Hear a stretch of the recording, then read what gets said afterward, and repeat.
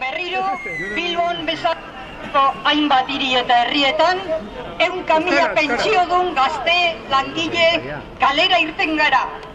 Gaurko eta etorkizunerako pentsio duinak aldarrikatzera.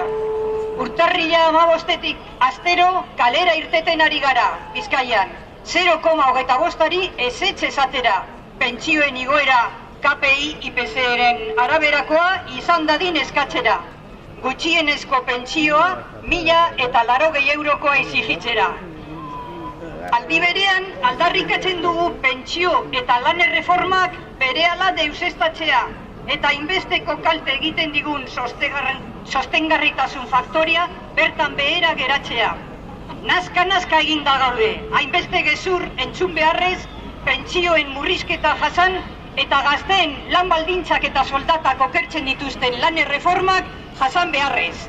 Bitartean, banketxeen irabaziak etengabe biderkatzen ari dira, eta pentsio plangintza pribatuen bitartez, gure kontura beste negozioan lortu nahi dute. Bereziki azpimarratu nahi dugu, martxoaren 8an adin guztietako emakumeek egindako plantoa, greba eta mobilizazioez. Soldatarrak alagaindituz, gaurko eta biharko soldata eta pentsio duinak bermatzen dituzte. Ezin dugu ahaztu erkidego autonomoan 180.000 eta Nafarroan beste 56.000 soldata eta pentsio duinak, eta beste 56.000 pentsio dunek, 700 euro azpitik kobratzen dutela, gehienak emakumeak. Egoera honekin bukatu behar dugu.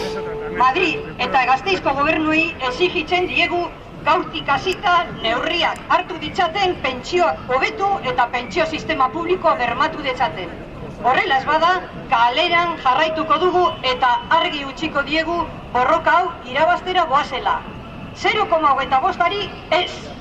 KPI IPC-ren igoera pentsio guztientzat, gutxienezko pentsioa 1.080 euro, pentsio publiko duina, pentsio funts pribatuei ez.